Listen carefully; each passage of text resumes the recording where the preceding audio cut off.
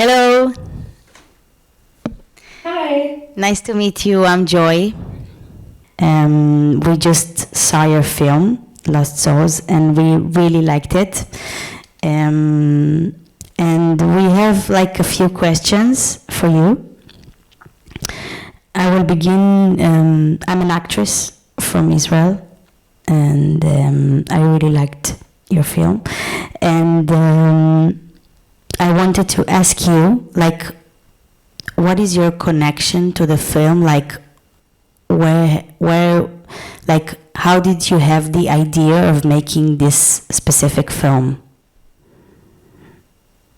Okay, you broke out a little bit during that because there were some pauses, but did you ask what my personal connection to the film was? Okay. Exactly, yes. Okay, yes.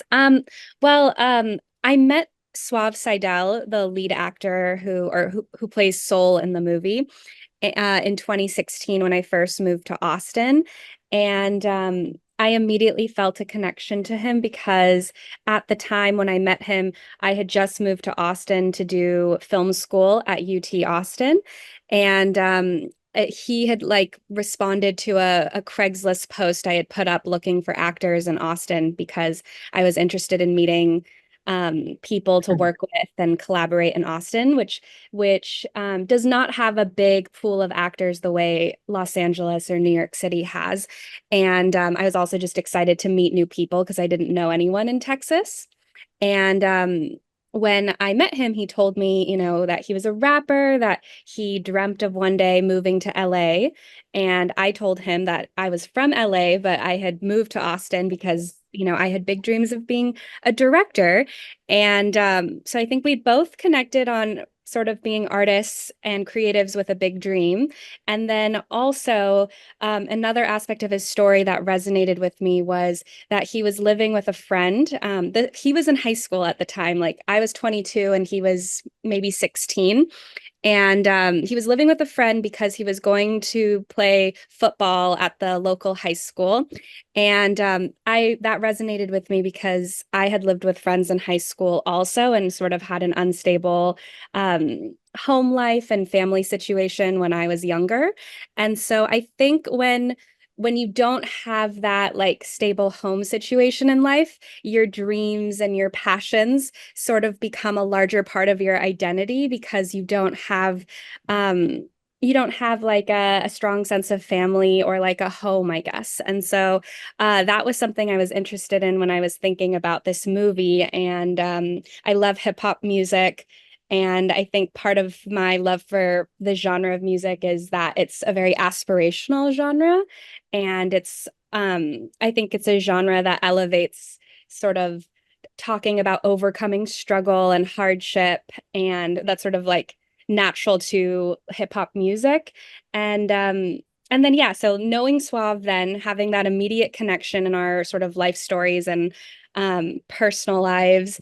And then we made a short film together a year after meeting in 2017. And basically I was just like, like let's work together again. And he was like, let me know whenever and like let's make a movie kind of thing. And so I kept Suave in mind. And then I made sort of other short films and kind of explored creative things in Austin. And in the back of my mind was sort of like oh, I want to do the feature film with Suave. And it's going to be a movie about following a dream and how that's really hard to do and you don't really feel like you have a support system and you're on your own in the world. And so that was the genesis of Lost Souls. Um, he was an actor. He was just a singer. At the time, he was a high school student. He was very young, so he was like a 16-year-old high school student, and he was rapping, but like he wasn't famous. He was just kind of putting it up on SoundCloud, and he had like social media like TikTok or Instagram at the time, and then eventually TikTok. And he was, like I said, playing football, and he was really good at football in Texas. That's a big deal, and and he was also just a very like creative artistic person. Like he was very into fashion and skateboarding and just like a creative person. And I say that because he wasn't trying to be an actor, but he was very good at like making videos of himself and music videos for his rap music. And so I think he was naturally a performer and naturally someone who like was good in front of the camera. It's very like he's very charismatic on the film, and like it's like it's having a really like big sense of authentic, you know, natural sense. Like they are all actors in the film, or like it's just like improvisations with other musicians, or what was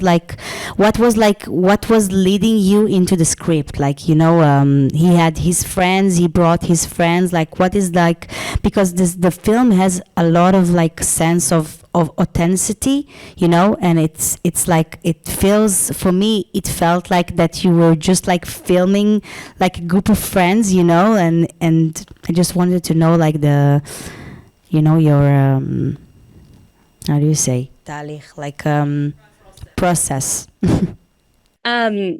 So the film had a script, and we cast it in a it was non-traditional in that we cast mostly musicians and people who hadn't had a lot of acting experience, but because they're musicians, they are used to doing social media and music videos and performing and playing a character often. So they weren't trained actors, but they obviously are like performers, and they're used to even being on stage.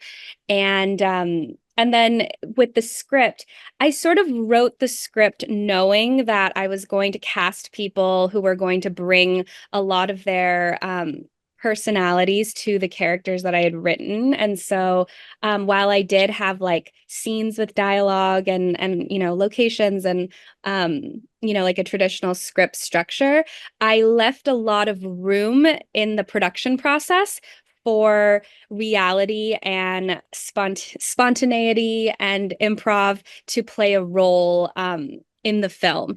And some of that was like a collaborative approach, which was just sort of, you know, at the beginning of the day, if we knew we had to do certain pages, I would be talking to the actors and asking them like, hey, do you guys have any suggestions for like how we could make this scene better or more realistic or more like something you actually would say? And so some of it was like that kind of collaborative process with the actors. And then sometimes it was just like being really open to things that would happen in our environment because we were filming really in real locations. And so, for example, like there's like that scene where we have the actors talking to an elderly man who owns a ranch. Like that was an example of someone who happened to be present while we were filming, and you know, those animals happened to be there and we didn't expect it. And once I saw that that was happening, I was like, oh, let's go try to see if we can interact with the animals and have that man be on screen. And so it's sort of just like documentary producing on the fly and being open to that, but having a plan. Privilege. It's like a Well, really big privilege. yeah, exactly. And that's what's wonderful about Texas is that so many people are open and welcoming, like they are excited to have you film there and want to participate and very generous. I think in LA or New York, because there's so much hustle bustle, people aren't as generous, or they want, you know, they want something if they participate. No, it's shown in the film, and I think this is the magic of the film, because I saw it and I like literally like felt as an actress that they are not acting, and you know, it's like it's the magic of the film. Like I felt, I knew their personalities, and you know, because we are living in like you know, like like we're living in a phase that we have TikTok and we have Instagram and we have like a lot of fakeness and people that are like pretending to be something, and in this film it's like so it's amazing and so special that you reached the level of like authenticity that you don't have now in these days. So it's like, it's very, very special and it's amazing. Thank you. Question from the crowd is, how was the actors reacted to the film when they first saw it? They were very fun to watch it with because making the film was such a fun adventure. And so I think like the experience you see on screen was very much the lived experience of making the movie for the crew and the cast. And so I think when we watched the movie, it was like kind of like watching a home video kind of in certain ways. And so I think the actors really enjoyed it because I don't know, it was like a fun time and everyone was like cheering and like singing along to the songs and yeah, they were very positive about the film. And so that was also nice because, you know, they're not like trained actors, so they're not as like neurotic about seeing their performances on screen, I think. I know this feeling. עוד דברים? שאלה. Yes. I have a question regarding the way you shot the performances.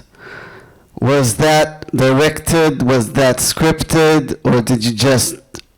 Because I think that the way that you shot it is beautiful. It's very unique. I haven't seen hip hop, live hip hop being shown like that on camera.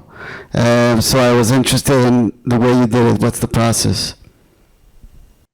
And when you say performances, do you mean like the concert scenes? Yeah, the live shows. Yeah, I mean, the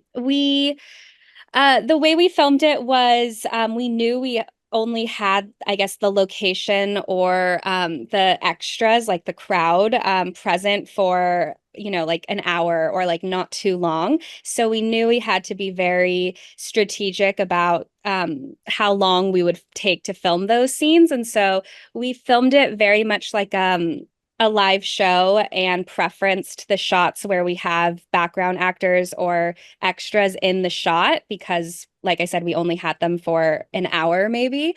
And it was basically like we approached it like we would just be filming kind of doc style, I guess. And I mean, we had them rehearse it beforehand multiple times before we had the extras. And we also looped it. So we, you know, basically had them performing the same song over and over again, even though it looks like it's a live show. We're basically in between takes talking to the extras and trying to like keep the crowd pumped up, even though they're going to listen to the song for like the fourth or fifth time, basically. And I'm trying to think what else. I mean, we had mostly discussions about like the lighting and kind of like how much the character's soul was going to be featured in those like concert shots because it was kind of like, oh, this is the moment he's like made it in the band in the story. And so I guess we were kind of thinking like minimal coverage, like just we're gonna have like the soul shot, the crowd shot, and like one free flowing camera shot handheld. And it was pretty loose, which was basically like the way the whole film was shot, which was pretty loose. And most of the time we would just have like things lit beforehand and then kind of once we're in it was basically like we're in it. Are you still in Austin or you moved to LA? Someone asked. I was living in Austin for 8 years, 2016 until this year. I moved to LA in March of this year. So I really recently moved and I'm from LA originally, so it's not like a foreign place, but it is my first time being back in 8 years. And so it is different being back in LA. But yeah, I did leave Texas. Working on your next project. Yes, I am. I wrote a feature that was very LA, let's say, like that was more not as independent. That was through like I guess you could say the studio system per se. I wrote a feature that I don't know if that project gets greenlit and goes forward that I might get to direct. So we'll see.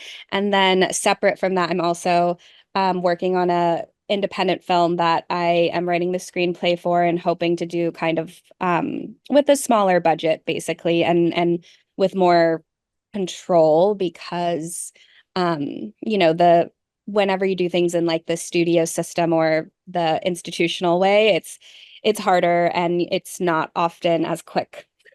Good luck. Thank you. Yeah.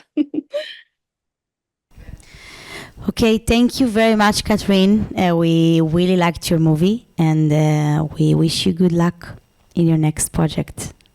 Thank you so much. Thank you for showing the film and for having me for this Q&A. Really liked it. Thanks.